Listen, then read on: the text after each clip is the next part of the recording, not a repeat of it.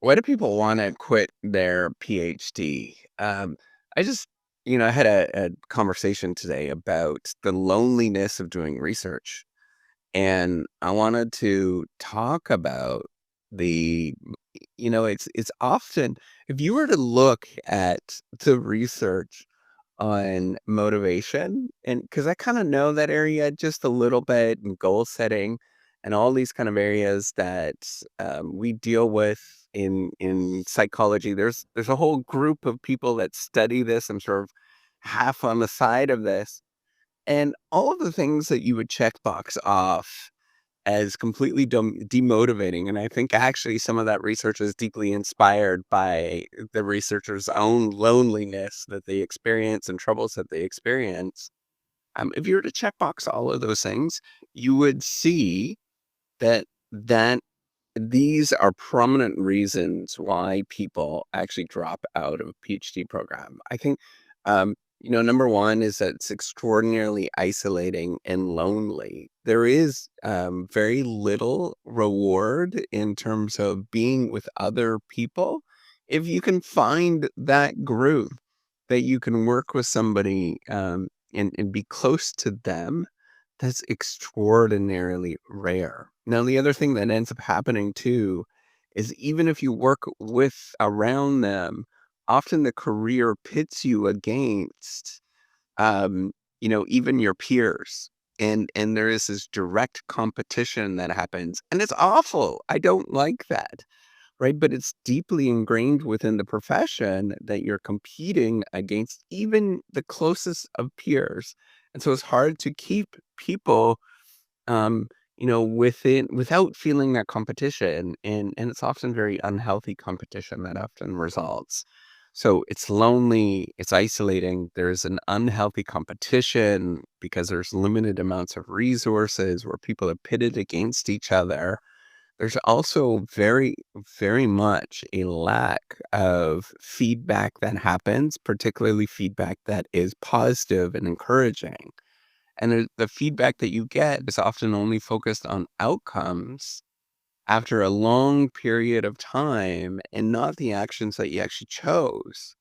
And if you just focus on outcomes without getting any indirect feedback along or direct feedback along the way, it's often one of the most demotivating things that you can go through because very few people, and in organisms, right? We're talking about organisms as well, is that very few people have that sort of longevity or foresight to see and push themselves through these sort of challenging moments that happen. Um, Not to mention that there's often a lot of politics that are involved within the profession because everybody else are feeling these pressures. You feel the stress, and particularly if you don't manage that stress very well, the academic stress, the research stress, you take that out on other people, and it's extraordinarily common to see, indicators of the stress. People doing not so nice things to other people. Divorce is extraordinarily common. I'm always curious. I always want to do a research study on that. Um, that there is a lot of, particularly, there's this feeling of that you need to be isolated because you want to get to the next thing. There's this like tantalizing thing that happens where you think that you're always within the brink of a major discovery and it's going to change your life, right? Like there is this sort of false hope that's baked into it.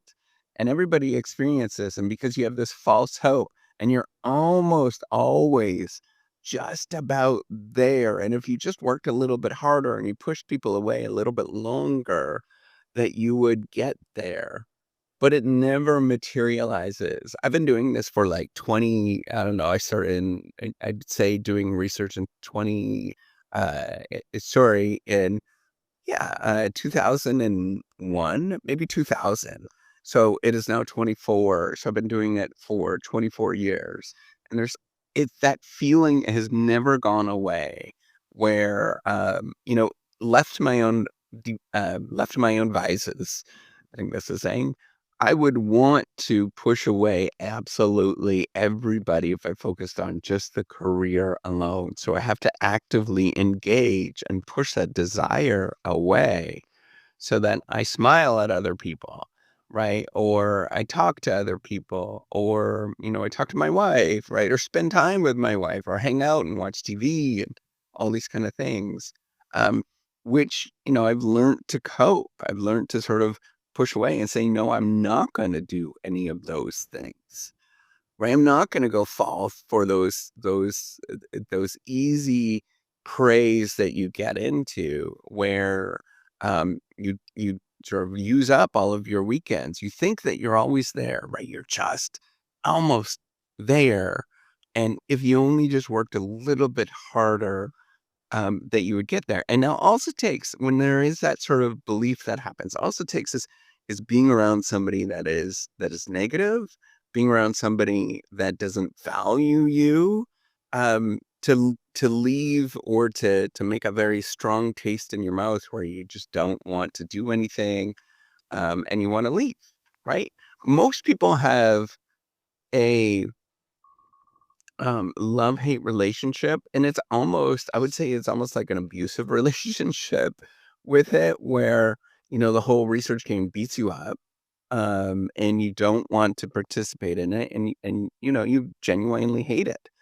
But at the same time, it entices you. There is this sort of seduction that happens. It's like a miserable boyfriend or girlfriend that pulls you back and, like in a very, love bombing way, all of a sudden you just get this like you're love bombed and your glory, you have all this glory. And then for the next 6 months, they sort of pull you down and sort of harm you. That's the research game, right? Um, so a lot of people have that sort of it's a including myself, I have this sort of seduction that you get with the whole research game, and it's miserable.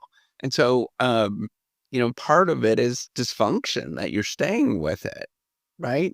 But other people quit or they want to quit because they sort of realize this that I don't want to have this. I don't want to be part of this kind of weird seductive, relationship that you're in where you're almost so close to getting something done or completed or almost there. I know enough people that even when they're in their, 50s and 60s and been doing it their whole life, um, they feel like they're almost there. They almost have made it. If they only do it a little bit longer, if they only put in a little bit more work, then they can get there. Right, and so a lot of people just say, "This is not for me." This weird, seductive, nasty boyfriend or girlfriend relationship with research is not for me.